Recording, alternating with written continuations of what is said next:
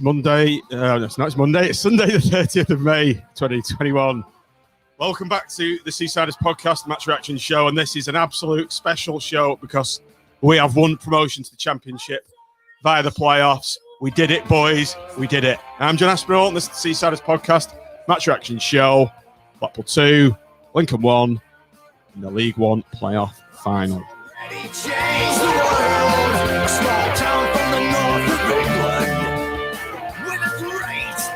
Tradition.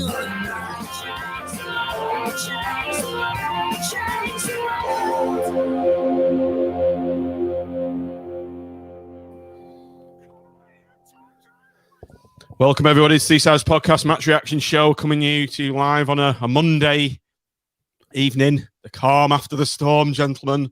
The calm after the storm. Oh, Tim's just gone. Tim's just dropped off. Little Tim out in Kent. So we've still got Nick. Welcome, Nick. How you doing? I'm looking a bit sunburnt, aren't I? I've just realised that I've caught the sun. And also, you said it was Sunday then in the intro. Did I not correct myself straight away? No.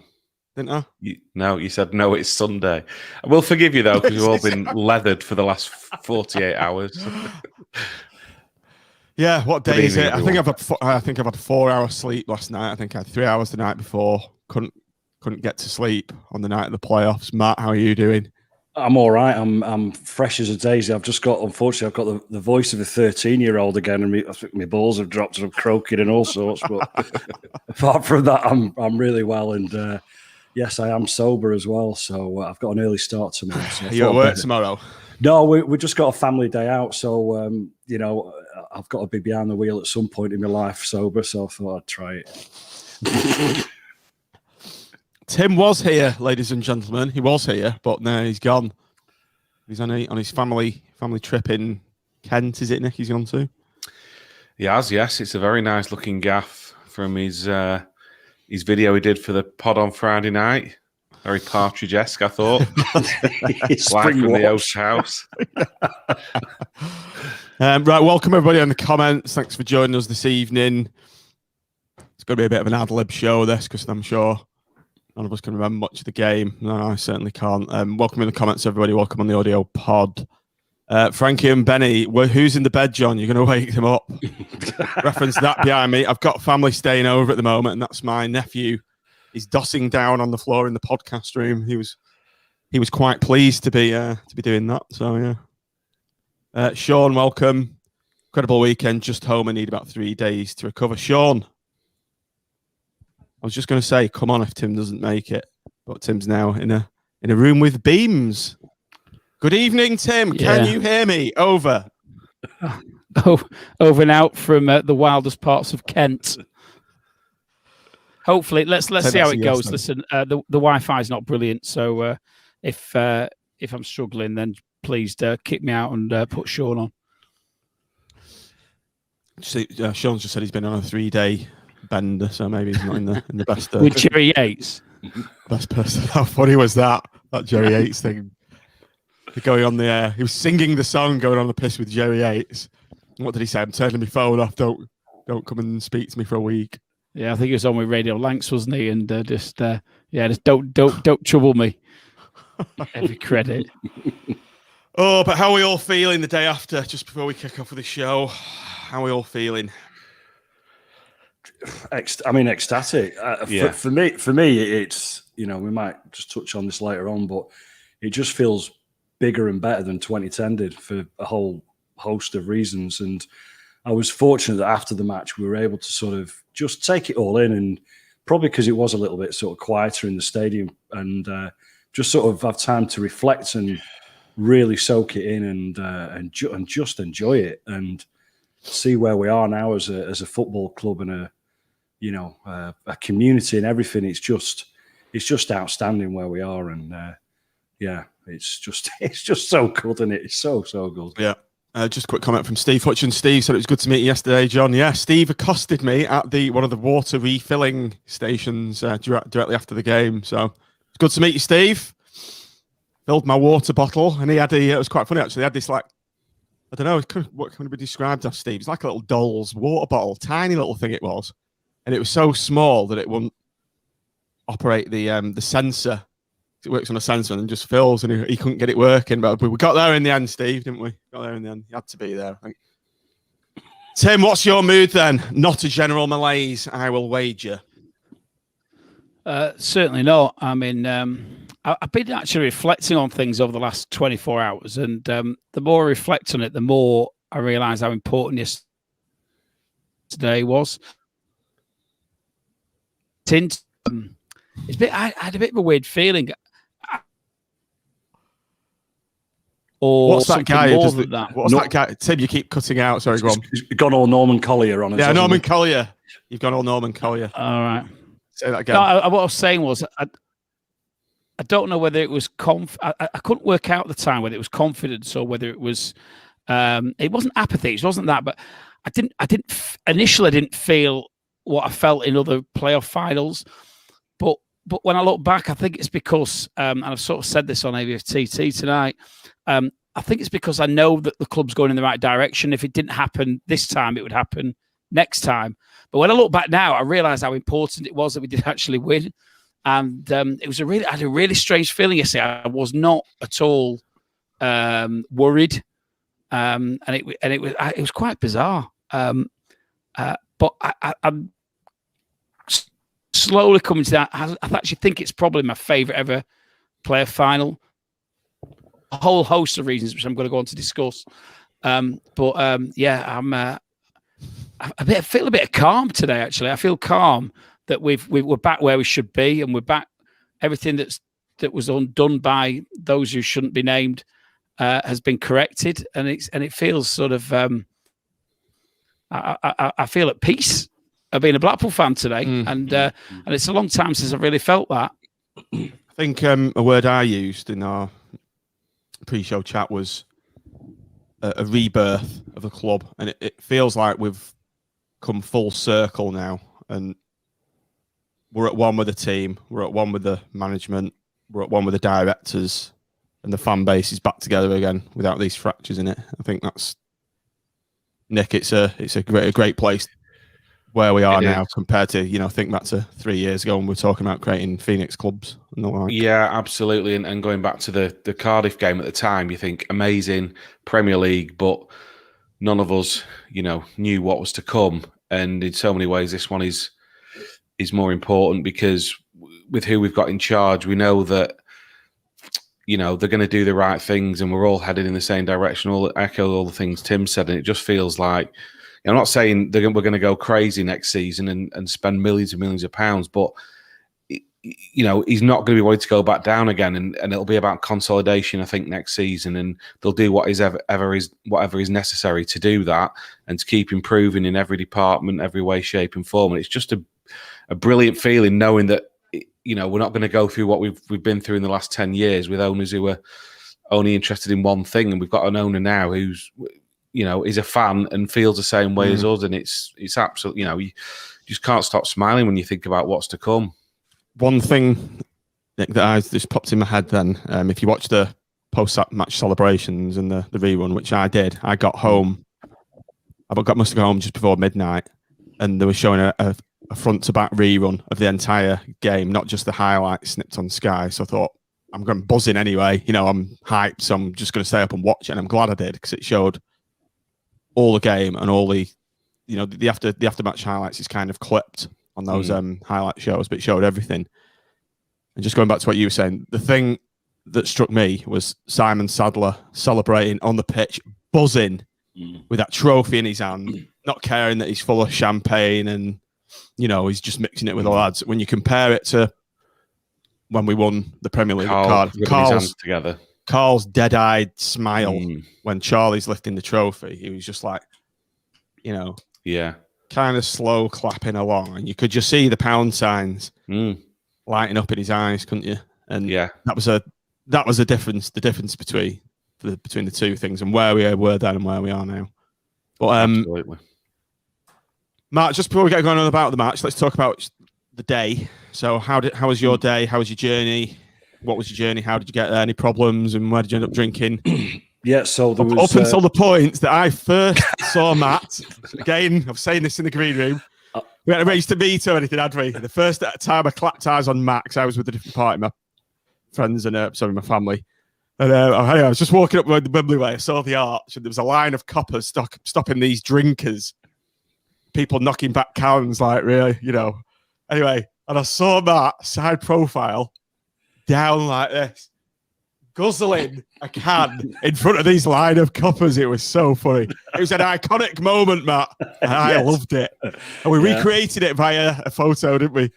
We did. It was, well, how strong were you drinking? How many had you had by about then? Not so many. I mean, well, depends really who you're talking to, doesn't it? If you're talking to me, what my not so many is somebody else's not so many, isn't it? I mean, well, I'll go back to your original question. So we started at there was 8 of us on a minibus.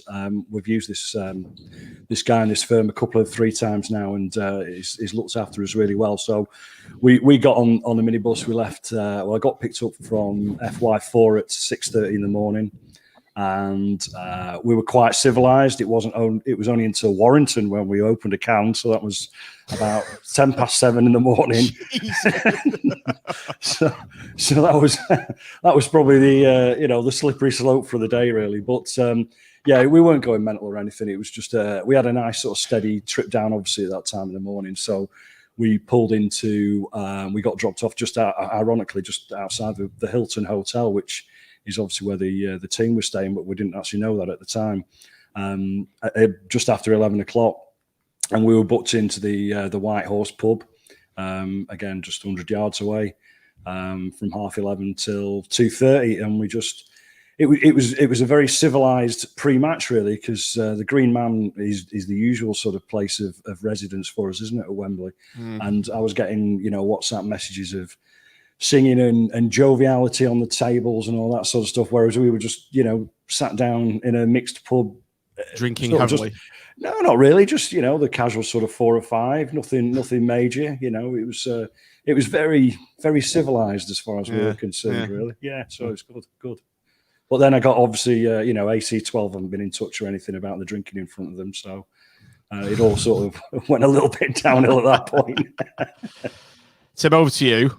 Just comment there from Damien Eady. Remember seeing Tim at Forest in 2004, first game of the season. Cubero sat in the stands with 2 subs. The dark days all gone. Is that Damien? Is that you from Countdown? I seem to. Yeah, name rings a bell. Legend. Peony Crisis. Who remembers that? Yeah, brilliant. It's a game. It's a game that I remember quite well, actually, because I think it was a particular low point, wasn't it? And I remember actually, I actually had a bit of an exchange with Scott Cadellis this morning, and Scott was one of the people heavily involved in the Tangerine Nights, and it's probably he's always been really enthusiastic about everything that we were doing, and he was always there to organise everything. And I think that was one game. That was a time where I think he had some doubts, and I tried to reassure him that there's a game plan and we were going somewhere with this, and so it really resonates with me, because that was the game. Obviously, we turned up and they've got that guy who was secretary, Hoff, wasn't it? And they hadn't registered players, and the club was a joke, and it's very, very difficult, I think, looking back, to quite appreciate what a car crash of a football club we were at the time. And so just to answer Bison's, by the way, with my roving reporter, I'm just trying to walk around the house, find the best signal, because I suddenly realised where I was sat to start off with, and then when I sat second time, the signal's awful. So I'm actually stood by the Wi-Fi extender at the moment. So I think I'm here for the duration. So, but yeah, it's and I remember seeing Damien that day, and one of the things I think that sort of resonated with me yesterday was because probably there was less people there, you actually saw people that you wouldn't normally see. So for instance, we all saw each other, didn't we? And I saw lots of other people who I knew, where if there was 40,000 of you there, you wouldn't bump into each other, would you? Mm-hmm. And it was sort of days gone by, it was like there was 4,000 hardcore Blackpool fans, wasn't there, when we were all going? And you knew everyone's face, didn't you? You knew everyone. That's not to say that some of the people who weren't there are hardcore, because I know a lot of people missed out who'd love to have been there. Yeah. But everywhere you looked, I saw everybody from the podcast. I saw everybody I know from from sort of business groups I'm in, and everybody I know from the Tangerine Nights, everybody I know from BST.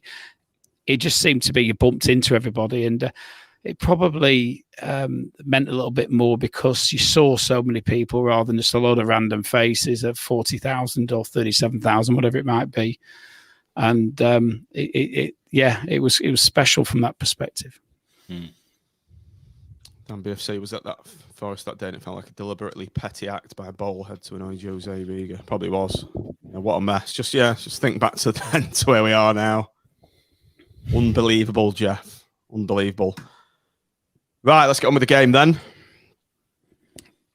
Our Seasiders podcast standards normally take. We review the team first, and Tim, I normally come to you with this first. Get it up. Team news. Now, the news broke to me while I was happily quaffing a couple of cans that I'd procured from the co-op just on Wembley Way, and the news was bad. It was bad news, wasn't it? And Ellis Sims missing out, Tim, on the kick of the game, taking a penalty apparently, so it was a bit of a shock. Yeah, there was the good and the bad, wasn't there? The incredibly sad news was that Ellis Sims had, and I said, I think, the information suggests that I think Critch has said this, that he was taking a penalty, one of the last penalties in the last warm-up the last training session beforehand, and he's pulled his groin, and that's taken him completely out of the equation for yesterday, which is very, very sad for him on a personal level.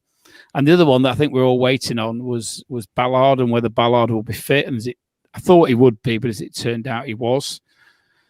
I mean, the other thing I would say is that I think what we've seen with the Critch's teams in recent weeks and recent months is that we've got this ability to cope with players missing in the way that perhaps we haven't done previously, because there's a system, there's a game plan, and you could probably permate any 11 out of 18 and without it causing us too much difficulty. So it's very, very disappointing for Ellis, but equally I was very pleased that Ballard was fit, and I felt that we had a team that could go out and win the game. I think you look through the rest of the team, Mitchell, I think, had staked his place. And it removed Ellis Sims not being fit, removed the issue as to whether he played Mitchell or Anderson. I think one of the two, otherwise would have probably been on the bench. But I think otherwise it was pretty much as I expected. Nick, just coming to you next. I'll just read out the team because I forgot. Maxwell, Turton, Ballard, Husband, Garbett, Stewart, Dougall, Mitchell, Embleton, Anderson, Yates, with a very strong bench of Stuart Moore, Gabriel, Thornley, Epiteta, Ward, Hamilton, and Medine. So, Nick, I think as Tim's touched on there, the importance of Dan Ballard starting, that kind of smoothed over the fact that Ellis Sims wasn't playing for me. Yeah, a little bit. Yeah, it was absolutely crucial that Ballard was going to be in. I think without him, we could have been in for a tough afternoon. Gutted for Sims because he's done so well, but the fact that we've gone up, hopefully, it means it might not be the last we see of him in a Blackpool shirt, and he can be with us next season. And I think other than that, it was probably pretty much as expected. Good to see CJ back on the bench. Wasn't necessarily expecting that one, so that was good. Yeah, real shame for Sims, but other than that, probably the team you'd expect to see, really. Yeah, Matt. So when you saw that team line up, what was your thoughts? A on the personnel, and B, how did you think he was going to approach the game formation wise and that?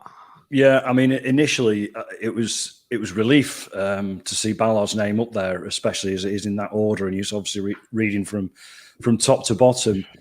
And then reality was sort of biting when you think, shit, where's Sims? And it's like, oh my God, what's happened to him? And obviously we didn't know at the time what the injury was. Obviously he was just missing. So it was the only time, weirdly, at that particular point when I had a sort of a seed of doubt in my mind really about how we were going to progress. But when you sit down and sort of analyze it a little bit further, you just think, well, we've played Yates on his own up front, and we've done this before, and we're going to play a 4-4-1-1 probably with Anderson. And, there's so many positives as well. As unfortunately this big negative for Ellis Sims missing out, in that we've seen that Critchley can change things anyway. So weirdly, it was just, okay, well, this is the starting 11 and they'll be good enough. And that's how we've approached, obviously, every game since day one almost, I guess, certainly since September, October time. And yeah, so it was good to see Hamilton come back into the fray, which again was a pleasant surprise as well, because I wasn't even contemplating him being involved. So yeah, once I sort of soaked it in that Ballard was in and Sims wasn't, it was like, right, okay, well, let's just get on with it now and crack on and let's bring it home. If we look at Mitch's comment there, he's just said, mad that we were all bricking it that Sims was out about a month ago. We were all saying he was rubbish. And, that's a testament to Ellis Sims, isn't it? To illustrate how far he's come in the past sort of 4 to 5 weeks in his development. That, it's a true statement, that, Tim, wasn't it? Can you hear me, Tim? It's frozen up, I think. Yeah, and I'm struggling a bit, guys. I think I might have to go off and if you want to replace me, it just keeps dipping out. That's all right. Just keep on. Just see. We'll carry on. So let's go on to the game then. Match itself. Who wants to come out on the opening minute of the game? Who wants to come in on this? Pre-match bongs. It's one of those, isn't it? It happened, and you kind of just. Obviously, I couldn't be there, so I was watching it in the pub with a few of the lads. And where did you, Nick? Sorry, where did you watch the game? So we were in St Anne. So I made the silly mistake of being on it till 2:00 in the morning the night before, around at John Hotherstall's. Oh, so it's one of those, stayed at his house and you wake up and think, oh, why did we do that? And then went to Spoons at 10. I couldn't have a pint until I think it was about 12:00. Then once you're back on it, aren't you? So we'd had a few by the time kickoff came round. And yeah, you go 1-0 down in the way we did, and we were just looking at each other thinking, hang on, has that just happened? So early in the game. And an avoidable goal. But one of those things, isn't it? It was down the right-hand side, and people probably give Turton stick for it, but I think when I watched it a few times again this morning, and when you look at the ball coming over, I think Turton thought Maxwell was going to at least get a touch on it, and when he didn't, it's under his feet. He couldn't get it out from under his feet, and he's gone with the wrong foot, and it's in the back of the net, and it's an absolute nightmare start. Yeah, you're just scratching your head thinking, is it going to be one of those afternoons, Not wanting to big myself up here, but if you look at Dan BFC's comment, John summed it up on TalkSport earlier. Such a Blackpool thing to happen. Did anyone catch me on TalkSport at 2:30? Do you know what I mean? Media whoring on that radio channel. John, you're on radio and TV so often these days. It's hard to keep track of it. Turned down 5 Live as well, didn't I? Can you hear me? Yeah, can hear you. Yeah, no, I had to step in as your substitute.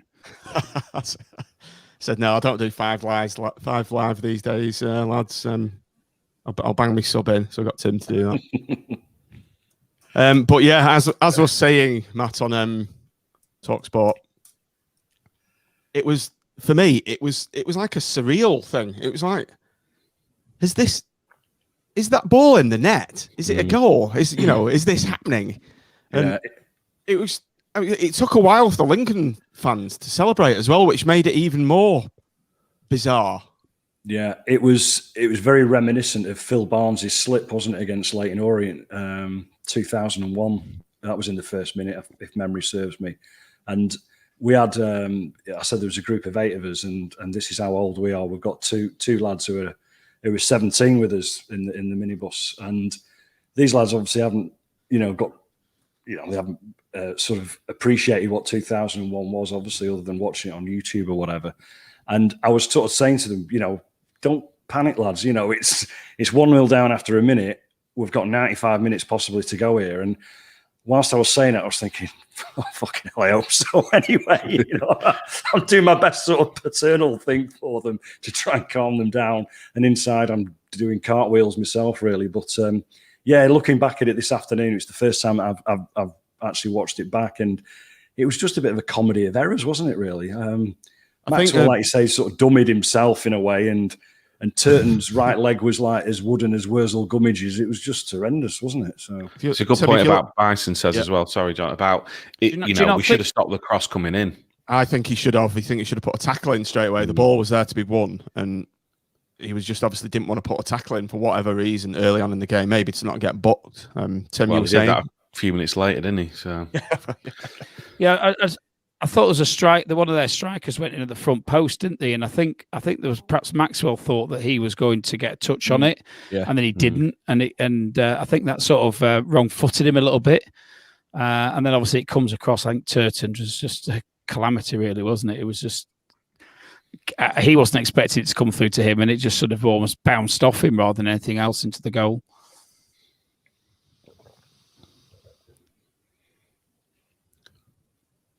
So I was feeding that.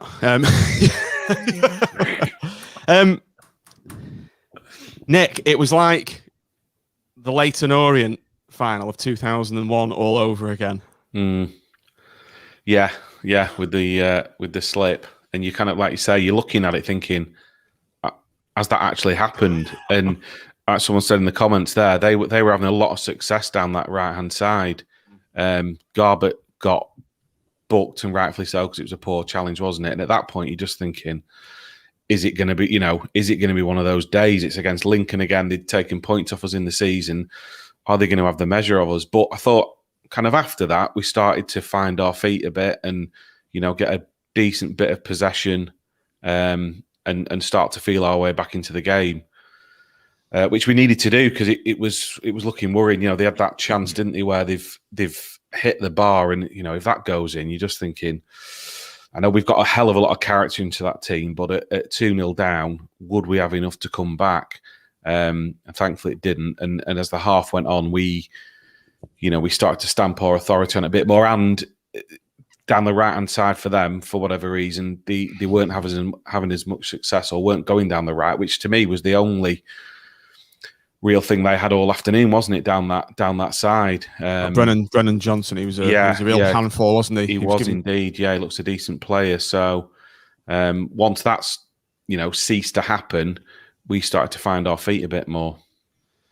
Matt, how are you feeling in the first 20 minutes? Because I think we only really started playing and imposing ourselves after they clipped the bar, the angle of post and bar, and that woke us up for me. And I think it was like a warning sign, as Nick said. If that goes in, we've got an absolute mountain to climb. Yeah, I mean, I think after the goal, almost immediately after the goal, we did try and sort of stamp our authority on the game as such. We just took the sting out of it, I guess. And I think that was probably actually the game plan anyway. It just, unfortunately, we were 1-0 down at the time. It was just a case of, concerted and asserted sort of pressure, and that's what we've done. My drinks delivery is arriving. Yes, good man. Well trained. Well done. Can you bring my nephew to bring you a drink up? Get me a drink, otherwise you don't get any sleep tonight in that bed. Yeah, you're out in the shed. So I thought we stamped our authority on the game, to a degree, and obviously them clipping the corner of the crossbar and the post sort of shook us again in a way, and then. It was just like we've just been a bit of a machine, haven't we? And I think that was, I said pre-match in my little video that we did. I think I used the word would grind them down if we could control, if we could sort of, control the first 10 minutes. But unfortunately, we were 1-0 down. But we've just proven so many times this year that this side, I don't know when they're beaten, do they really? So it was really, really good. I think you predicted 2-1, didn't you, Nick? I did, yeah. I didn't predict Kenny Dougall with both goals. Wish I had done. I had a bet on 2-1 and Luke Garbett to score, but there'd have been some odds on a Kenny Dougall double, that's for sure. Shame you didn't do 2-1 and Luke Garbett to get boxed in the first 10 minutes. Tim, interesting comment from Mark Gray there, coming in on Facebook. I think it was the best thing ever, them scoring early. Then they just sat back and Blackpool dominated play for 10 minutes. I think that's a reasonable shout, isn't it? I think it's always very difficult when you score that early. Again, we've alluded back to the Orient game, haven't we, where we conceded a goal in the first minute in the same way, and it probably unsettles them as much as it unsettled us, in that they probably have a game plan. The game plan doesn't involve them scoring quite so early on in the game. And then you've got to think about how you're actually going to play the rest of the game out. Are you going to keep coming forward? Are you going to sit back and try and protect that lead?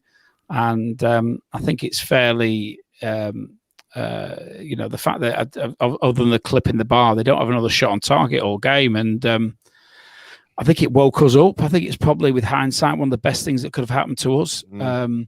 It focused minds and focused energies in a way that perhaps it might not have done if we hadn't had that early setback. It's easy to say that looking back, but I think everybody in the stand really thought, even when it went in, it was a bit of a strange one. But I think everybody thought we're still going to win this game. I thought we were still going to win the game, and I think the players thought they're still going to win the game, and I thought the management thought they're still going to win this game. Yeah. And there's like that collective resolve in the way that I said it was a very bizarre experience, because I don't think I've ever been as confident in a Blackpool team delivering the result that we want. And, particularly the two in midfield, I thought, we can talk about Dougall for his goal, but Dougall and Stewart sort of came of age as a pairing, I thought, yesterday. I think we've always Stewart was just commanding that. Yeah, he showed his class. And to be fair, I think he's improved as I think we've always thought that Ward and Dougall are the better pairing, but I think as they've got used to each other, Dougall and Stewart, you can see how much quality Stewart's got. Where previously we perhaps thought he was a little bit too negative in his approach to the game, but that pairing came of its own, didn't it? Yesterday, I just think they dominated the midfield, and I think that set the tempo for the rest of the game. I think what was also important was that when you always sense that there's a uniqueness about our fans, in that when we did go behind, and even, obviously before then, but immediately afterwards, you try and lift the players on the pitch as best you can, don't you? But it was just relentless yesterday for 90 odd minutes. We just didn't stop singing, didn't stop shouting. We obviously knew there was only 4,000 of us in there, and I don't know how much of a racket it seemed to be, come across on the TV, but even live, it was bizarre in a way, because you knew there was 80,000 empty seats, but it just didn't feel like that at all. It was great, absolutely fantastic. A little comment I remember reading, Matt, was someone said about the Lincoln fans came to watch the game, but the Blackpool fans came to the game to become a part of the game. I think that was a good point. Good little district. I think it was actually Holloway. It was sort of a crib off something Holloway said, was that, and I think it's probably a reflection of the fact that we've been in quite a few player finals, and we're almost like the veterans of it, aren't we? In our DNA, I think they described it. And to be honest, I can see the point being made, because we're not turning up and going. Although I must admit, I did think the area around Wembley changed slightly since 2012. Jeez, it was. But we're there, and we've been there before. We've bought the T-shirt, so to speak, from the point of view of getting to playoff finals, and we aren't. We know we've got a role to play rather than just watching the game. And it was even when they scored that first goal, it was like the support from the stands didn't diminish in any. If anything, it went up an octave, didn't it? And the fact that we're all stunned, struggling with our throats. Yeah. As soon as we were stunned, Tim, that the fact we'd gone behind, that's when the noise level ratcheted up again. It's a bit like against Oxford, wasn't it, when we conceded after 7 minutes? Yeah, and I think we've got a collective resolve as a team, as a fan base, and collective resolve. Not to let scenarios like that. not to let scenarios like that affect us, because I think Swansea the day before, they let it affect them when they conceded, and we don't. We know there's almost like a positive energy comes out of it, in that we're not going to let this. It's a little bit like the 2010 team were a little bit like that, to be fair, as well, weren't they? Where you always had that confidence in them when they went a goal down, that wasn't the end of it by any stretch of the imagination. And I think there's that bond was there again today, yesterday, where we really felt, that's a little setback, but we are still going to win the game. And I think that's where there's like a link between the fan base and the players that works really well. In that, I don't think anybody in the stands had any negative comments to make after that goal went in. It was just a case of, right, let's roll our sleeves up and go at it again. I think as well it helps in that situation when you, like you say, you've only got 4,000 fans, but it's probably the vast majority, are time-served Blackpool fans, probably season ticket holders, been there, seen it, done it, and they understand what it means. They're not there as tourists for a day out, one game in 10 years or whatever. And certainly listening to it on the TV, it came across, everybody was like, we've got to get behind the team. And it was just non-stop. And the players, they must hear that and just give them so much confidence, like you said, there's just such a bond there. Yeah, there's even, what was it on? The goal came on 34 minutes. And on half an hour, Eddie, my son, he's only 7, so he's not really into it, but he was into this game, just sucking in all the atmosphere and the big trophy and the whole majesty of Wembley, and he was starstruck by it all. And I think this is the game for him where it's clicked, because he was off on a new seat, and he was nearly in tears on half an hour. I could see his face, his lip was quivering. I said, "What's wrong?" He said, "Why are we still losing, Daddy? I don't want to lose." And I said this to him, and I genuinely meant it. And I said, "Don't worry about it, Eddie." I said, "We'll be level by half time, and we'll go ahead in the second half." I was that ultra confident, and lo and behold, on 34 minutes, up pops Kenny Dougall, and what a strike! And it's the way he dragged the ball over with his right foot, rolled it to his weaker left. And what a finish it was. Yeah, it's one of the funny things about going to Wembley is that one of the main things you're concerned about is which seat you're going to be in and which view you're going to have, because obviously it's so different to a home game. And we were so lucky we had seats right behind the goal on the first tier, but right at the back of the first tier, so you could see everything from both goals, and we were just perfectly behind both goals. But the first one in particular, it was just so sweet, wasn't it? Because it sort of just sort of faded away, bent away like a golfer would, I suppose. And it was just out of reach for the keeper, and it came at just the right time. And I was like you, John. I just thought, if we get one back at half time, these lot are screwed. They're not going to come back into it at all. And it was, fortunately for us, it was just a matter of when rather than if, because I just saw us building more and more momentum. And, we've not necessarily been a team, have we, this year, where we've had to create 25 chances to take 1 or 2. We've been pretty clinical. And, for somebody like Dougall to hit a 20-yarder into the corner was great. Absolutely fantastic. It was, Nick, it was a massive moment in that game. Yeah, it made it turn, didn't it? And it did. And I think hats off to Jerry Yates as well in the build-up. Yeah, absolutely. Great layoff. And we've talked about, if there was one criticism of the centre of the park, not enough goals, and it certainly put that right yesterday. And at first glance, I thought, could the keeper have done better? But when you see it again, I think the keeper was a bit unsighted. There was the defender just in front of him, so he saw it a bit late. But like you said, Matt, it's the way he just curled it away from him.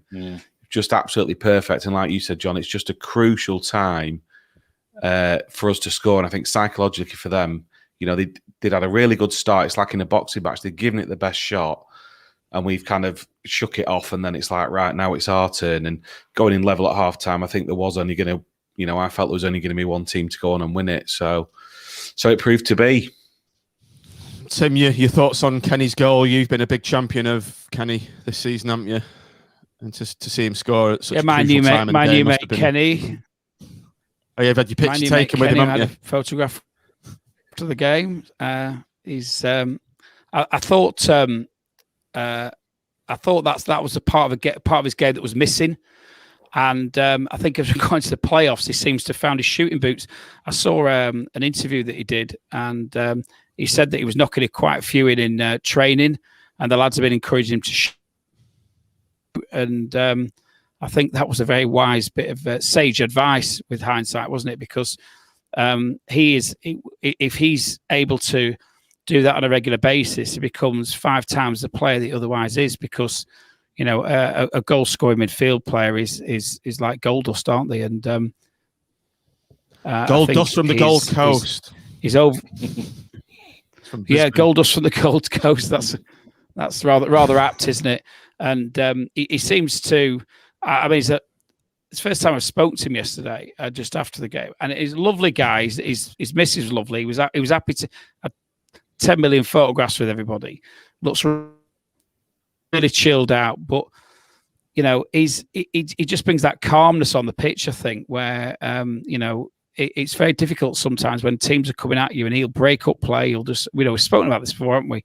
About play the easy ball, but when you can bring that attacking intent into your game as well, which he's clearly done during this playoff spell, then that makes him an incredible player for us. And I just hope we're gonna see that continue into next season, because he's clearly shown that, given a license to push forward and have a shot, that he's got the ability to actually do it. Which we were all that was our one criticism of it, wasn't it? Our one criticism is he doesn't shoot. If he does shoot, it's way off target, and he's clearly addressing that, which is great to see. Any contention in the build-up to it? The ball appears to strike Embleton's arm. Nick? Yeah, it's. I mean, there was certainly a shout for it from their fans. It's one of those, in if it's VAR, it probably could get ruled out, but thankfully it wasn't, and it's gone in our favour. The ref, to be fair, was in a very good position. He was right close to it, and he's waved play on. I think it's bounced up and it has hit his hand, but you'll take it, that's for sure. No VAR, so happy days for us. Yeah, there's no intention, was there? And no, there wasn't. It was balls to hand, but yeah, I think it's one of those ones that nowadays, if they look at it, they probably would rule it out, but thankfully the ref saw sense and let play go on. and thankfully they didn't decide to use VAR. Yeah. Do you reckon that would have got pulled for VAR then? I think so, yeah. I think it probably would. All right. We didn't mention Dimmy Mitchell in the first half. He had 2 or 3 good forays up front, some good attempts, and he's even getting a couple of headers in, wasn't he? And he had a great first half, didn't he, Mitchell? Yeah, he played really well, and he obviously, we touched on the fact that he deserved his starting spot, irrespective of Sims's injury or not, I think. And if he was able to add a few more goals to his game, he'd just be another excellent addition to the midfield. But he played really well, and that was it was good, because one concern that I had, I suppose, thinking back, was that we've got a lot of young lads who've got no experience of playing in front of fans, let alone at Wembley, and Mitchell would have been one of those. But yeah, didn't bother him at all, did it? It didn't. I mean, this is it. We're obviously getting players in who aren't just good players, but they've got good characteristics, and this is probably the reason why the recruitment team have obviously ultimately done a really decent job in getting the likes of Ballard and Mitchell in. So yeah, he had a chance where he sort of hit it first time, didn't he? The goalkeeper made a decent save. It was fairly central to the goal. If it was a yard or two to the goalkeeper's right, it would have probably no doubt finished in the top corner. And then he, like you said, John, he had a header, didn't he, as well, that got fairly straightforwardly saved. But he's getting in those positions, and it's just another headache for the Lincoln defence to have to deal with. So we've gone in at half-time, tails up, Tim. It was I can't remember, was it Nick who said we were ultra confident, and the screw had turned, I think, going into the first half, and we've come out in the second half, as we've started the first, pressing them, and kind of inevitable, wasn't it, when we scored, was it 53 minutes, Kenny's popped up again. Similar finish, but another great finish drilled into the keeper's bottom right corner. Yeah, with his other foot this time, but it was almost like a carbon copy, wasn't it? Just drilled it into the corner, and I felt at that point that's the game won. I think we'd like you said, started the second half like we'd ended the first with a decent amount of pressure, and I just couldn't see us giving it away after that point. It was a brilliant finish again, and great to see. Matt, your views on the goal? Jerry Yates involved yet again. Yeah, and he was so good. His overall game is just fantastic. To see him live in the last couple of weeks that we have, it really does. You do really appreciate the work rate and the effort that he puts in, but also, he's got a hell of a lot of skill about him. He's not just a goal poacher or anything like that. He can do a lot of work outside the box, and he used his brain to just lay it off to Dougall. And it was funny, really, because it, like I said, mentioned before, our seat position was right behind that goal, and when it left Dougall's foot, it was like I don't know. I'll use a cricketing analogy of sort of like the thwack of willow on leather on willow, and it was just the hit. You heard the hit, and then you heard the back of the net, and it was just such a clean strike, absolutely perfect. And it just had that bend on it to take it in, almost from not quite wide of the post, but it was just perfect. And yeah, bedlam ensued. Tim, it was the technique that Dougall's used to get that ball kind of in and out. It's with the laces, but more towards the outside of the foot, which gives it that little bit of bend. But he didn't have a lot of backlift either, because it was played in quite quick to him, and for him to get the shot away that quick, when you see that down at five-sided play football, the likes of us spooning it over, but he's got over the ball, no backlift, and pure control, wasn't it? And the way he's drilled that into the corner. Absolutely brilliant strike. It was superb, and I think what you've also got to bear in mind here is that Dougall's never scored a brace, as I understand it, ever. And to what a time and a place to actually do that, and in one respect, it's a pity he didn't get a header in there, because he'd have had the perfect hat trick, wouldn't he? Because like we said before, right foot, left foot. He showed he's got technique with both. And two fantastic goals. I mean, I'm so pleased for him, and so pleased for us that we've got a player that playing for us who can score goals like that. And he was deservedly man of the match, wasn't he? Yeah.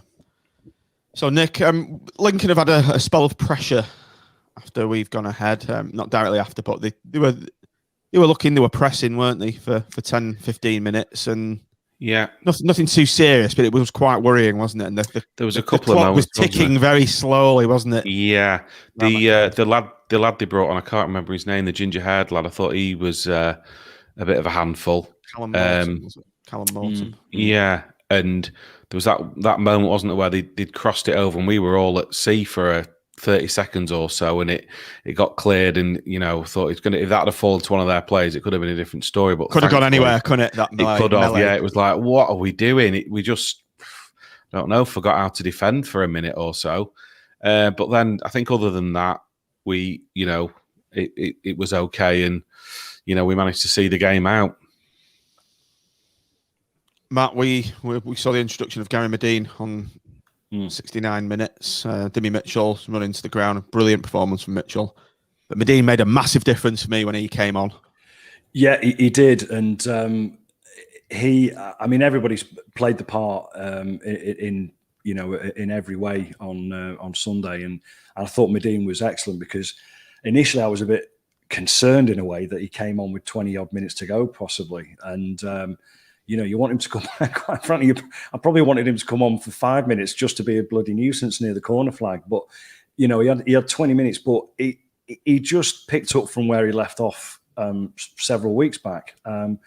Yes, he was a nuisance, but he was an effective target man, held it up well, flicks on to Yates. Obviously, there was a chance where he dummied it through, and, Yates just nearly chipped it over the goalkeeper, didn't he, near the end.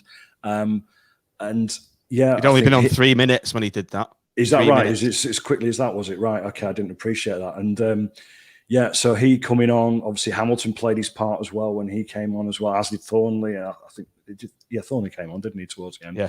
And it's just the little cameo appearances, isn't it? That it just makes this team a collective effort all round, doesn't it? And it was just great, and that's all sort of summed up everything about us this year. And I'll just put me little two-penny thing about Dougall as well, in that when he came into the side, that's when things changed, really, didn't it? And it was very fitting, I suppose, that he was the man that ultimately, got us through to the promotion in terms of his goals, and his overall performance was just outstanding, just outstanding. Tim, as Matt alluded to, that little chance for Jerry Yates, Gary Medine, as soon as he came on, he gave us those extra options up front, didn't he? He was holding the ball up, and I bet Yates was glad he was on the pitch, because he's played that little dummy and played Yates in, and Yates should have done better, really, but you can't really criticise him. I thought it was in from my angle, sort of in the corner. I was all up celebrating, but he didn't have enough of a connection on the ball, did he? Take it with a line. And it was I'll criticise him, because I had 3-1 Blackpool and it cost me about 250 quid. Oh, what a shame. What a shame. So, but I think Yates just gave us that physicality up front that we were perhaps missing a little bit. It's hard when you're up front on your own. I think, as we saw, I think Yates was playing on overdrive, wasn't he? Whatever you want to call it. He'd run out of batteries in 10 minutes. Beer fumes. And I think, beer fumes. But it's a hard task, and I think probably that I had the same thoughts as Matt when he came. I thought, geez, that's a bit to put Medine on. I was glad he came on at that time. I thought Yates needs a bit of assistance up front, and I loved it when he came on. I thought it was a great substitution. Well, it proved to me. It proved to me, didn't it? But I said my initial thought was that it's 5 or 10 minutes too early. But equally, why though? Why were you thinking that? Because actually Mitchell was playing well, and I thought Mitchell had something more to give. And when I thought when Medine had come on, I've forgotten which game he came on now against, was it the Oxford game? Whenever he came, I can't remember the last game he came on. But I thought he looked a bit unfit. But I think when he came on yesterday, I thought he looked superb, and so I'm happily can be proved wrong on these things, and he actually had a little bit of a battering ram, didn't he? We could put the ball up there. That's a good description, yeah. Yeah, he could put the ball up there, and he would get something on it where otherwise it was going up and coming straight back. And I think the important thing when you're 2-1 up with 15 minutes, 20 minutes to go is that the ball doesn't keep just coming straight back at you. And I think he did a massive, massive job for us up there and making sure that we kept it. We've got flicks. We're playing out to the wings. Whatever we're doing, he did. And to be fair to Medine, that's what he was before he got injured. That's what he was doing for us. Back in December and January, wasn't it? It was winning the ball, laying it off, and making sure that we kept possession. And he did that. He did a fantastic job over that 20 minutes. Nick, he's in this 4-4-2 where we were really successful, wasn't he? And I like the fact that we've got him there, and we can use this alternative formation. We can mix it up. We can have this plan B, and I think he's a very important player. And I know a lot of people will be saying, we should get rid of him. He's not the way he fits in. But I think he's the sort of player that we need, and we should go out there and try and re-sign next season. Yeah, it's certainly, you need that option, don't you? If things aren't going to plan, or you want to give the opposition's defence something different to think about for 20 minutes, half an hour, whatever it is, he's the perfect man for it. And he scores goals, so why wouldn't you want him in there? You don't necessarily want that 4-4-2 week in, week out. You need to be able to mix it up. But yeah, absolutely is an option. It's just what you need, and especially in a player final like yesterday, definitely. As Tim said there, didn't he? Well, when you want to see a game out, you want the ball to stick when it's going up front. You don't want it coming straight back at you. And 70 minutes gone, you're 2-1 down, you see Gary Medine come on. What are you thinking? You're not thinking happy days, are you? Thinking, Christ, this is the last thing I need. So, yeah, absolutely brilliant. But just going back, I was just reading through the comments. I think it's Dennis has mentioned the challenge from Garbett, which, watching it in real time, I thought was a great challenge. But when you see the replay, he didn't get the ball, did he? I thought it was outside the box. I think it was just on the edge, wasn't it, from memory? But is that the one when he pointed to the corner spot or something? Yeah, to try and deflect. I did think they said great challenge, and I look at, like I say, watching it in real time, you thought it was, but when you see it back, it's like, oh yeah, he's caught him there, definitely. I think he did give us a lot, this ref, didn't he? I don't know what you thought, Matt or Tim, about the referee. I don't know about give us a lot. I think he was just, fortunately, a referee that likes the game to sort of flow a bit. Because to be honest, I didn't really notice him much, which is always a good sign. Yeah. You know, he booked, you know, players rightly. You know, he booked Ballard when he you know, pulled their guy back or whatever he did, and one or two other you know, incidents as well. Booked Dougall for a foul near the end, from what I remember. And loved that, you know, foul. Loved it. I love that foul. Yeah, shithouse challenger. Andy threw the ball away as well, didn't he? Yeah. Which was technically another yellow, so he could have gone off, wouldn't he? But yeah, I think the referee. If you don't notice a referee, they do a good job. And I rarely, you know, I don't remember saying anything about the referee during the course of 90 minutes, which is a very rare thing, quite frankly. Yeah, all power to his pen and elbow, I guess. Hey, Mac there saying we should not forget Gary's contribution to the whole season. I think that's easy to forget, the fact he's just been out for the last couple of months. So it's going to be an interesting one, isn't it? Just moving slightly off topic in terms of his contract situation, because we all know he's one of the, if not the biggest earner in the club, and it'll be interesting to see where he sort of fits in whatever you know, financial plans we have, really. So yeah, an interesting dilemma ahead, I dare say. A lot of love from the fans there. Mitch is saying, love Gaz goals, keep. Alan Garforth, hope we keep Medine. And I like him. He's a selfless player, and a provider. Yeah, so Dave Campbell agree, saying yes. So get him signed up, Simon. I personally, that's the last time I'll see him in a Blackpool shirt, to be honest. I do kind of think that, but I don't want that to be the case, Tim. And I think it'll be a mistake if they do let him go, because he's proven at that level as well. Yeah. He's proven championship player. Yeah, I think probably because we've gone up, there's more chance he'll stay because of wages. I think will be easy to manage on the championship structure. But I think he's a handful off the pitch as well as on the pitch, and I suspect we've probably seen the last of him. It'll be a shame. Nick, we had a double change on 79 minutes. What are two players to see coming on? Grant Ward and CJ Hamilton for Keshy and Embleton, and both Keshy and Embleton, we'll talk about them a bit later, both had great games, but CJ Hamilton made a massive difference when he came on. He was really stretching their defence. Yeah, again, it's like with Medine coming on, you know, for Lincoln, they're looking at that thinking, oh, here we go. You know, it's only going to get harder for them. And again, it's a perfect option, isn't it? We know all about CJ's pace. Early in the season, he was the man we relied on for everything. And on a pitch like Wembley with 10 minutes to go, it's absolutely perfect, isn't it? And it just shows the strength in depth we've got in this squad. I was getting a bit greedy in my head then, thinking, wouldn't it be great if CJ Hamilton scored like running from the halfway line at 3? You know, you could just sort of see. Well, there's always the chance, isn't there, on the break, because they've got to push forward and keepers absolutely. coming up, and it's just the perfect scenario for us bringing a sub like that on. Yeah, it'd have brought the curtain down, Matt, I think, on the whole day and game, wouldn't it? Yeah, absolutely. But you know, that's just us being greedy, isn't it? Greedy football fans that we are. Oh, and it would have brought on my 250 quid. Yeah. Oh yeah. So of course that's the main reason. Could have got a new little wine fridge with that, couldn't you, Tim? Yeah, a red wine fridge, perhaps. A dedicated little red wine cooler to keep your red wine at room temperature, which I learnt from you. That's what you need to do, apparently, don't you? Every day is a school day. So around. I was just about to say something very, very similar then, you know. I'm here to educate, John. It's educated, informed. Nick Jordan Thornley came on in the dying minutes to replaced by Jerry Yates. Jerry's running himself into the ground. What was your thoughts on that? What do you think Critch was thinking? Just to, you know, shore things up a bit and see things out. I suppose the worry is if they get, you know, one in the last minute and Jerry Yates is off the pitch, or if it's going to penalties.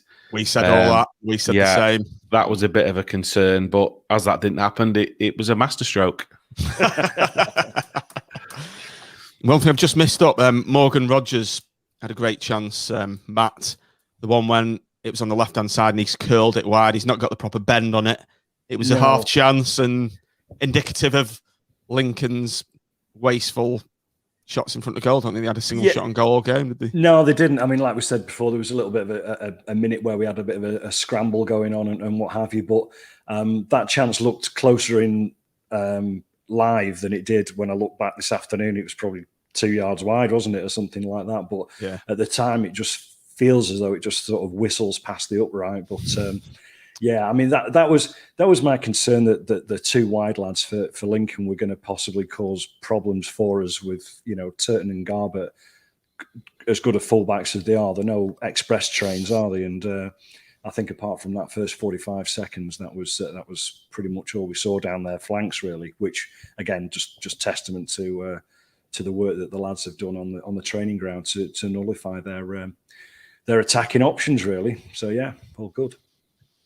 Tim, just as the game entered its dying embers, they've chucked their goalie up to cause confusion in the box. It was a couple of sort of half-hairy moments, wasn't there? And the final chance of the game, Alta Lincoln, their substitute, what was his name? Motsoma or something. Motsma, yeah. Ball's come to him. It was a bit of a calamity of our two centre-halves going for the same ball. They both collided, landed on a pile on the floor. The ball's gone out to what's his name, Matt? Well, I don't know if it was him, actually. The one who had the shot over the bar. Yeah. Is that the one? I think it was Poole, possibly. Yeah, I think Monsman might have been the one that caused the sort of confusion or whatever. I think we're all very happy. Whoever it was, I think we're all very happy to see it go sailing over the bar, because I think that was their last chance, and it was that one where I think we all sort of relaxed and thought, we're going to do this because there's about a minute to go. I know there was a lot of extra time put on, wasn't it, because of a stoppage. But we knew there's a minute left, and we knew we had a goal kick, and we knew we weren't going to concede from that point onwards. So that was a real sort of moment where you could just relax. But when the keeper goes up, you always think he's going to copy Alisson, doesn't he, from Liverpool and nick a goal for them. We've said it before. I've forgotten the guy's name now. The one from Carlisle did the same as well. Jimmy Glass. But yes, Jimmy Glass. That's it. Yeah. So I turned around to Sam and said, "Watch this keeper go up now and put an head one in the back of the net." But that's just the pessimism of being a seasoned Blackpool fan, isn't it? That you think that something like that's going to happen. But yeah, I think we saw the game out well. I think we managed it reasonably well, to be fair. And again, it comes back to the way that we're organised and the way the players all know what they're doing. It doesn't, when we are slotting people in, when we are making changes, where I think, to be fair, we've been critical earlier on the season. I think when we've made changes earlier on the season, we've looked a bit of a car crash.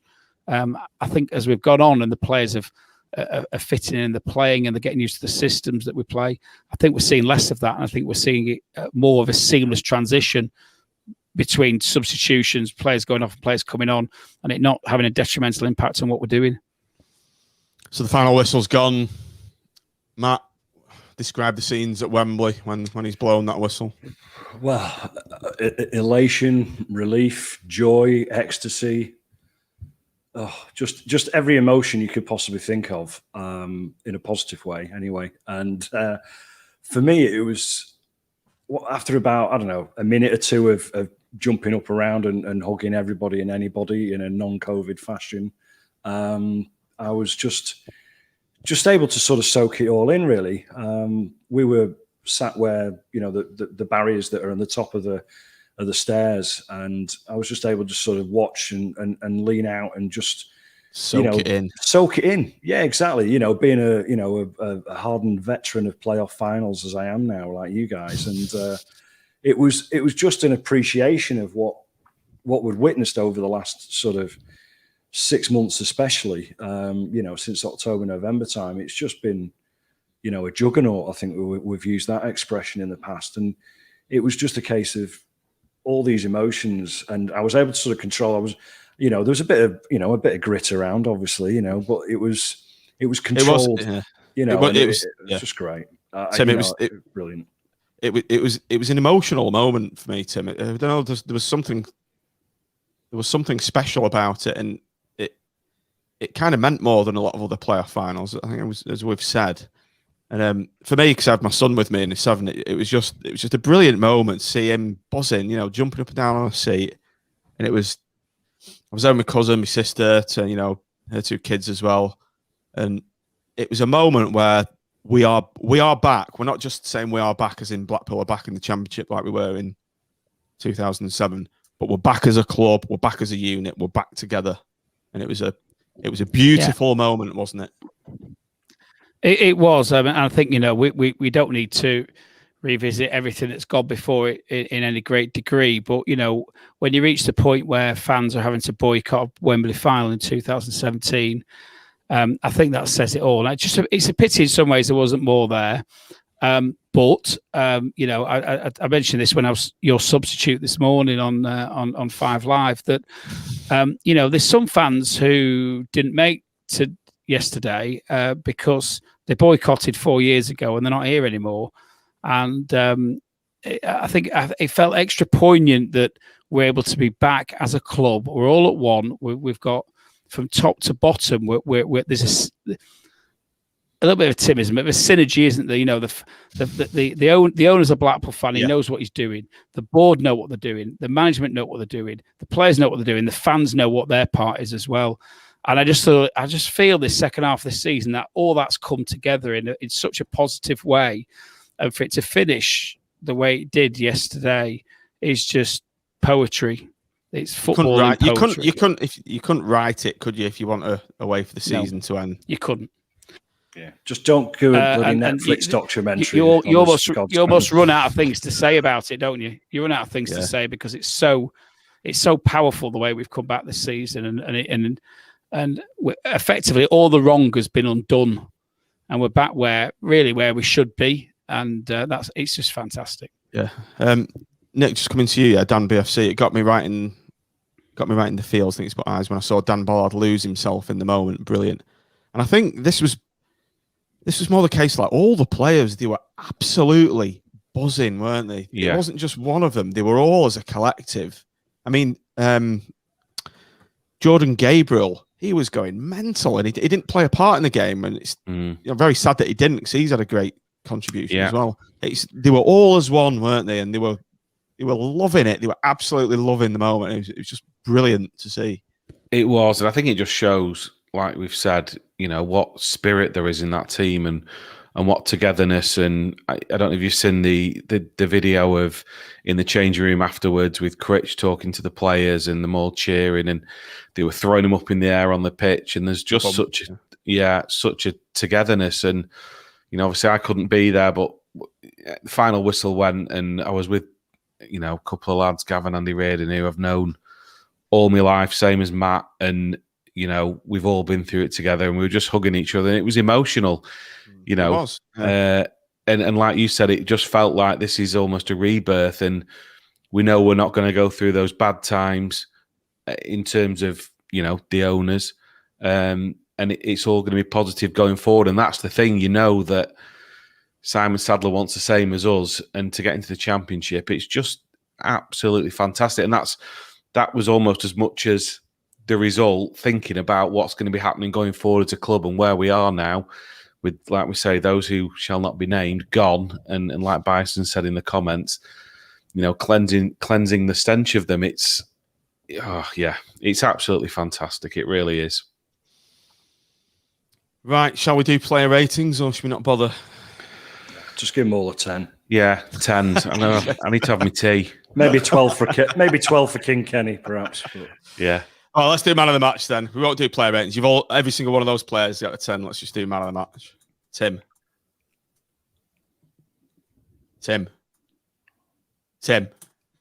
Yeah, I'm with you.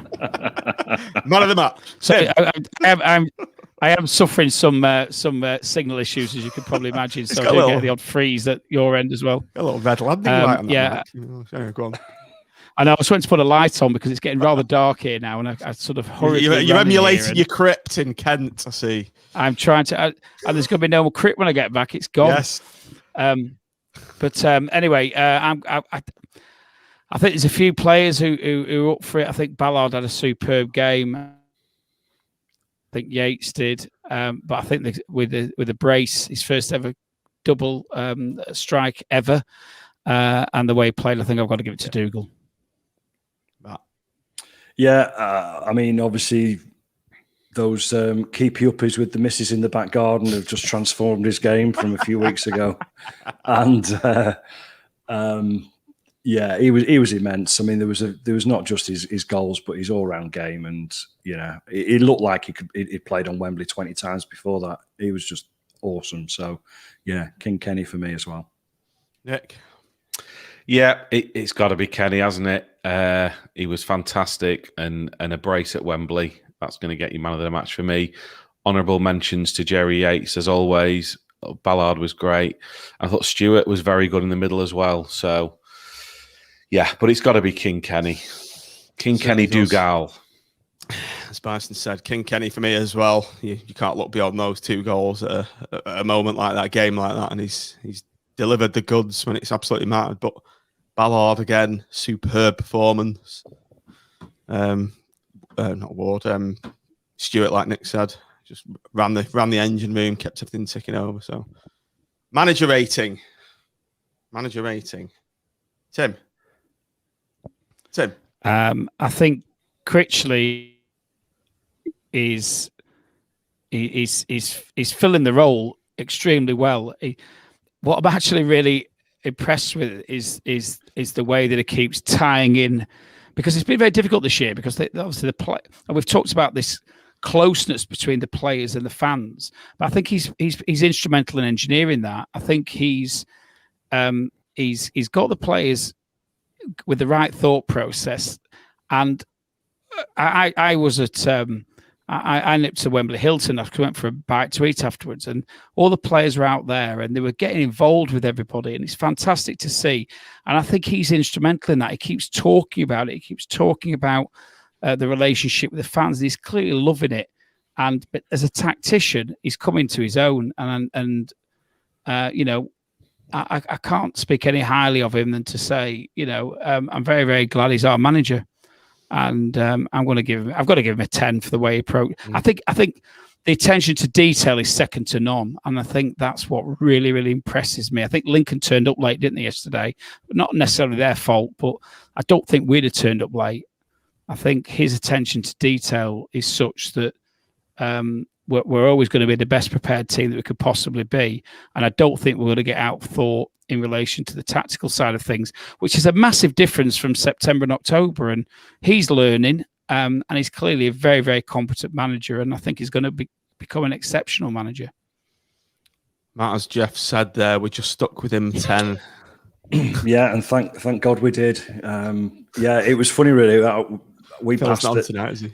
No, we passed the Hilton as well, and all the players were outside, and it was great. You could approach them, and they were approachable, which was equally as if, you know, just really nice. And you speak to them, and Critchley was there as well, and he's only about 4'2", isn't he, Tim? I don't know whether you saw him. He's so slight. He wasn't there when I was there. All right, there's nothing on him, and so it was quite funny really, because looking back at the game today, you've got Neil Critchley, like say he's only 5.5 feet and probably about six stone wet through, and then you've got Michael Appleton and his big guns on the touchline, and physically they're quite opposite, aren't they really?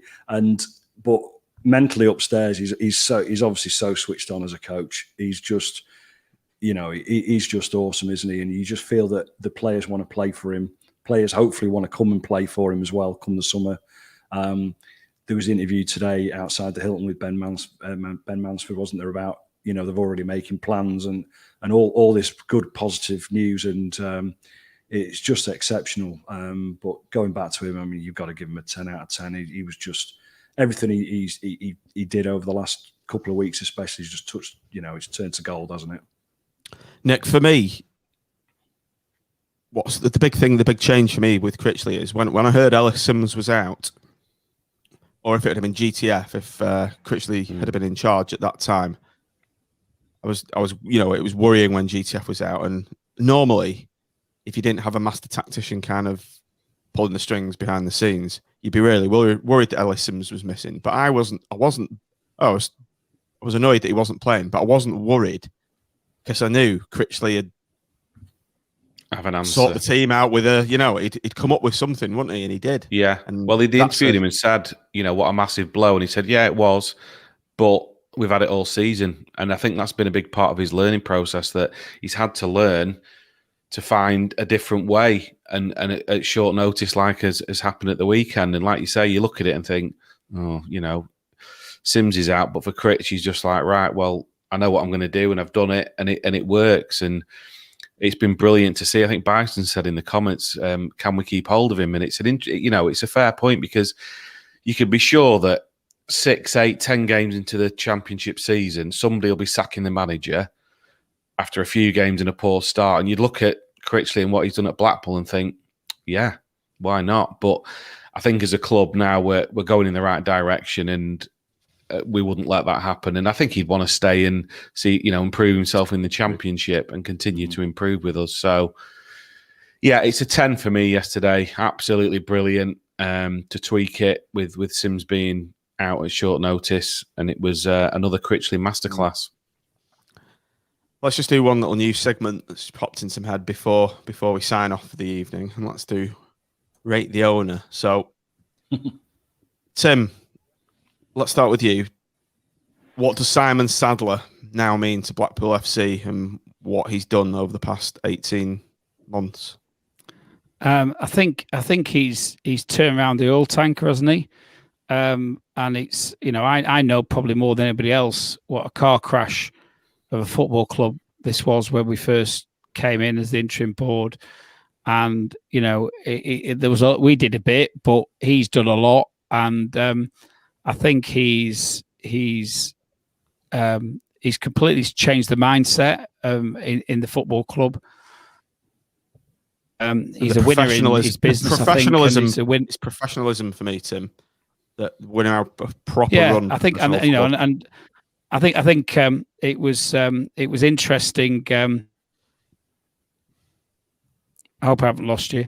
It was interesting when Mansford. I went to. Did you lose me then? No, keep going. No, you're still on. Oh no, sorry, I lost you for a second. It was interesting. I went to the Morty 100 years celebration from his birth, and it was interesting that Brett Geraghty was very, very vocal about talking about Ben Mansford. I think Ben Mansford has brought a lot to this as well. This professionalism that you see, and I think the best thing I can say is we are in the right ownership, and coming from where we've come and where we are now, I think, and I go back to the comments I made previously, if we had lost yesterday, I would not have been too upset. And the reason I wouldn't have been too upset is because I know that Simon Sadler and the people around him will make sure that it happens, if not next year, the year after. And when you've got that type of confidence in your ownership, be it the manager, be it the players, be it the fans, then I don't think you can ask for anything more. No. Just before we go then, Matt, just a quick few words on Simon Sadler, what he means to you, what he means to Blackpool Football Club. Yeah, I think one thing that I'll just sort of add to that is that I hope that the fans, and I mean this in the sort of the wider sort of aspect, will back him as well as he's backed the club over the last 18 months. And I know that we don't live in a area of the country that is, affluent in any way stretch at all. So hopefully with some sensible season ticket pricing and some pay on the gate pricing, I hope that we have a full bouncing and rocking Bloomfield Road every game of next season. Obviously COVID permitting and all that nonsense. And we can finally, give him some of our backing as well. So he's just been awesome for us, and I think we can reciprocate that hopefully in the next few months. Yeah, I completely mirror that, Matt. I think people need to now stop, put your hands in your pocket, start buying stuff from the club shop, start buying match tickets, support what this man has done for Blackpool Football Club, because Nick, we were on our arse 4 years ago and we were going to lose our club. And we've got it back, and we've got it controlled by a man who cares for the club, loves the club. Yeah. And we have to support him and just say thanks, thanks from the bottom of our hearts, I think, for what he's done. Absolutely. I mean, where would we be without him? We certainly wouldn't be sat here talking about a promotion to the Championship, that's for sure. He took over, and then he'd already had to spend a hell of a lot of money just trying to put things right, with the ground and everything else, and getting proper staff in. We're talking millions, and then COVID hits. He's expecting probably a not a full ground necessarily, but certainly very decent crowds, and that revenue goes. It's been a nightmare really, and he's been absolutely brilliant, and we are incredibly lucky to have him. And I think people will back. We're all dying to get back in that ground, aren't we? And I think it will be a very decent return on season tickets, and it'll be absolutely bouncing. That's for sure. Yep. So yeah, it's more than 10 out of 10 for him. That's for sure. Yeah. Right, boys. So closing thoughts then before we go. So I'll open this up to the room. We've done it. We've gone up. What next for the Seasiders? I personally, if I go first, I was interested. I think I was on mute when I was trying to mention it before. I didn't realise because I was messing around with the light. As you can see, I'm about to fade into complete darkness here. There's a bat just gone past Tim. You're not going to turn into a vampire, right? In fact, my hair unfortunately, there's no main lights in this room. If there is, I haven't found where they are yet. I think there are some, but I haven't found the light switch. And I think you spoke about a rebirth, and I think that's what it is. I think, actually, I was just thinking about, if I was going to come out with anything today, what it would be. And I think it is, I was going to use the word renaissance, and actually that's French for rebirth. And is it really? That's what it is. It's about new ideas. It's about modernism. It's about a positive aspect.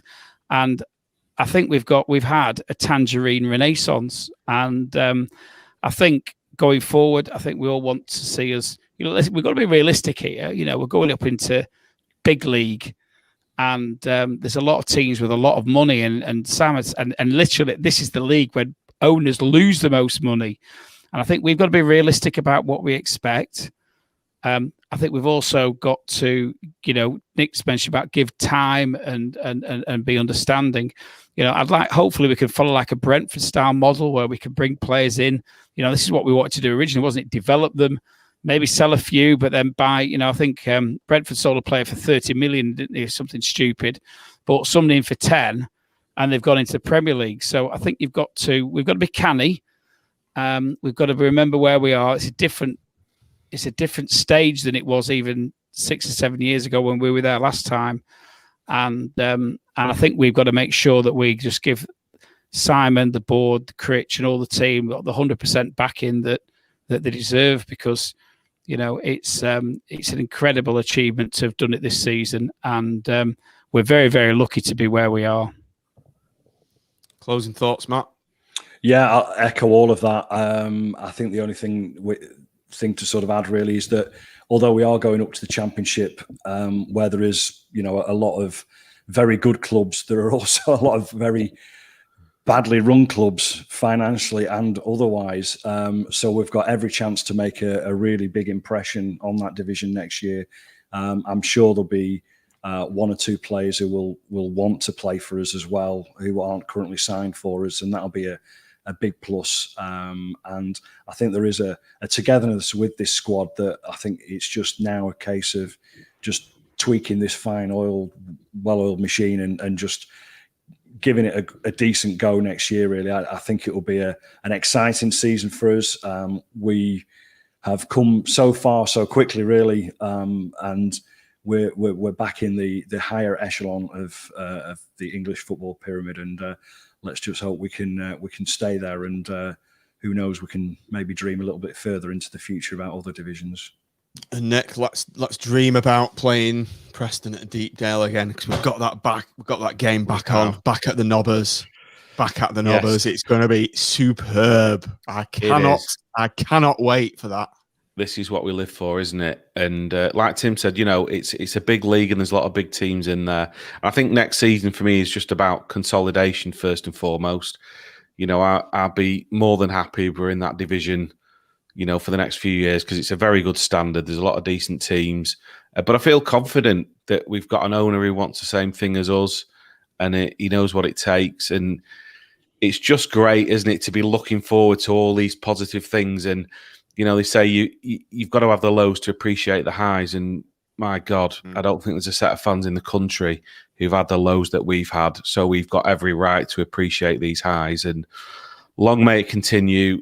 the future's bright. The future is tangerine. It certainly is. So we've got a lot of nice comments coming in the chat. A lot of people are saying thanks a lot for the podcast this season.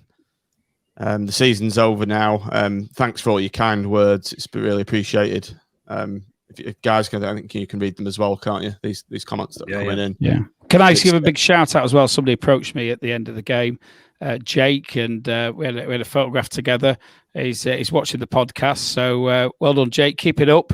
And it's fantastic. So many people approach you. About 10 or 15 comments yesterday from different people commenting very, very positively about what we do. I mean, it's been quite cathartic for everything we do, hasn't it? You know, we're not going to games.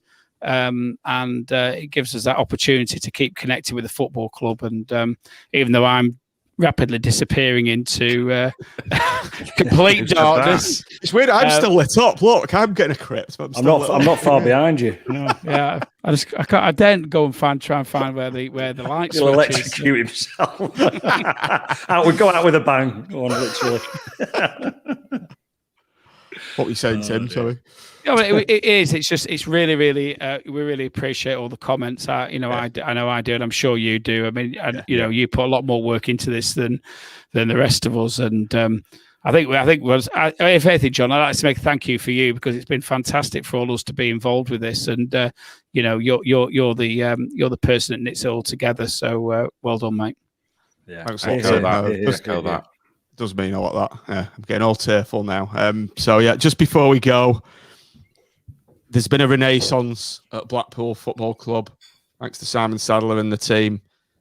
There's been a rebirth of the club, and we just wanted to put one thing to bed. Those wretches that nearly killed this club, they are gone. They are consigned to history. And just before we go, I want to give you all a big laugh. And it's the last time we will ever mention them, but we're gonna go out with a bang. So just say your goodbyes now, lads, before we sign off. Goodbye. Cheers, everyone. Goodbye. See you all in the championship.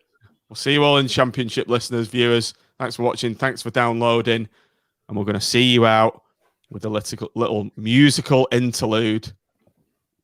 And here it comes. So enjoy. Thanks for watching. Thanks for downloading. Thanks for everything you've done this season, viewers, listeners. We've loved every second of it. And we'll play you out with this. Good evening.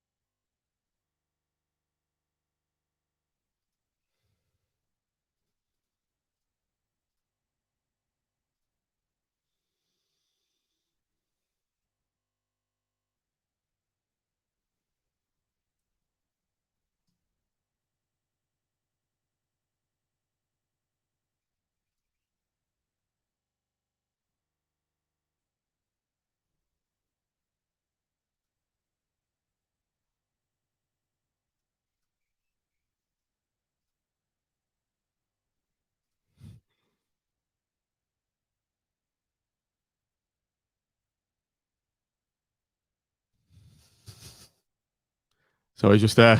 It's not words. I can hear it, but everyone else can't. Give us a minute, listeners. Hang on.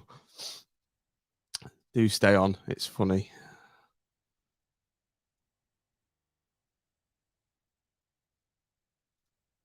Nearly there. Nearly there.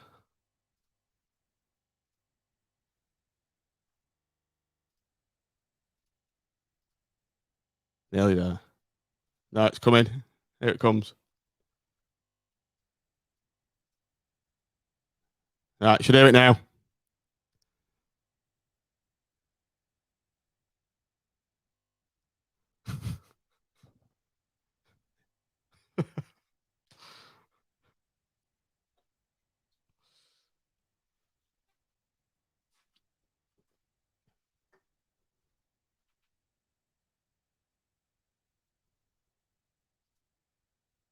Of the problems, how we can Now? I've come here today to listen.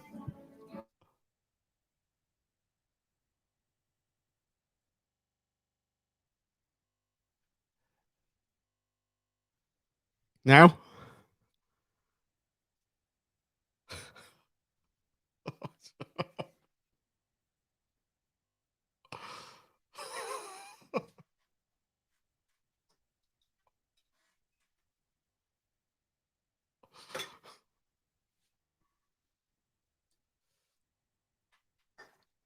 Oh, bollocks.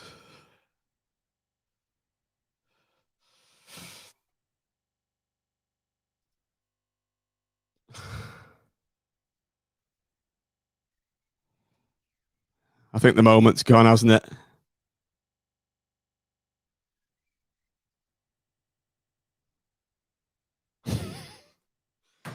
This was my coup de grace, this. And it's gone tits up. Yeah, you're right, Mitch. Want me to try again? Okay. So it's pop up with help. Right, fuck it. I'm calling it. The rest of the show was good, everybody, wasn't it? I am much better than this, Michael. You're right. Keep trying. You want to keep trying. I don't know why it stopped. All right, I'll try one more time.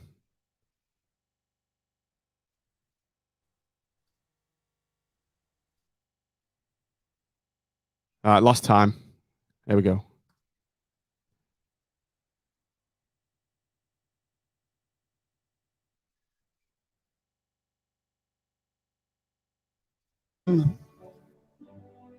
To take away your thoughts, your feelings, any ideas you might have. Now? Every morning I wake up, I think of ways how we can resolve the problems, how we can get back to where we were.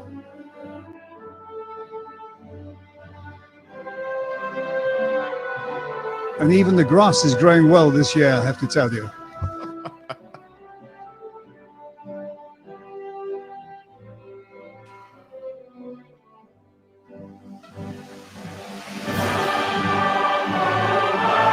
It's important you know why I have the same passion, the same love for the club that you have.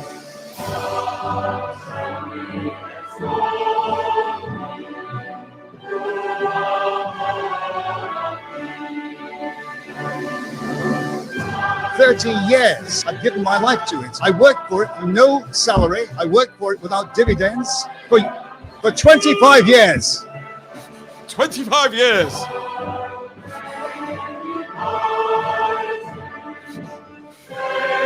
For 25 years, I poured money into it personally and through my companies. We got it to the Premier League because I saved it, because I poured money into it.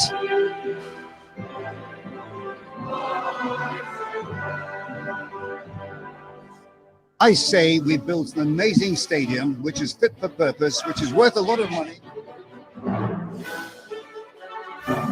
They say that a lie races round the world twice before truth gets its boots on.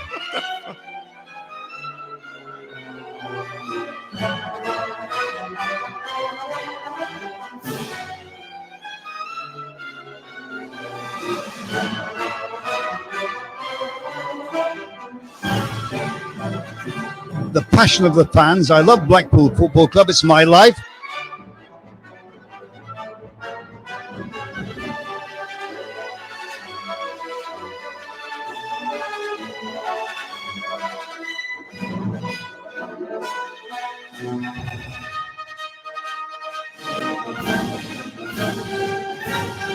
We had an amazing ride.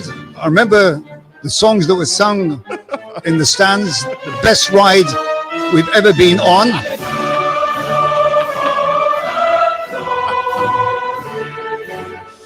That's right.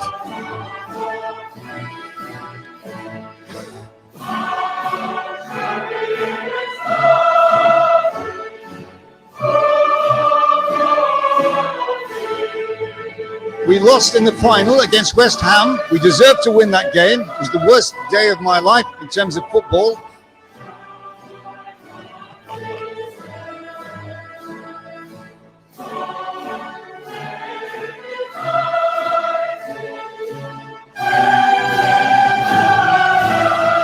Hate Oyston. If you want to abuse Oyston, do so if you want. If you don't want to come and spend your money in the football club, don't spend it. But at least, love the club, support the team, support the players. The question is, I don't want to sell the club. I don't intend to sell the club. So at the moment, we have each other. We are where we are. We've got to try and find an answer.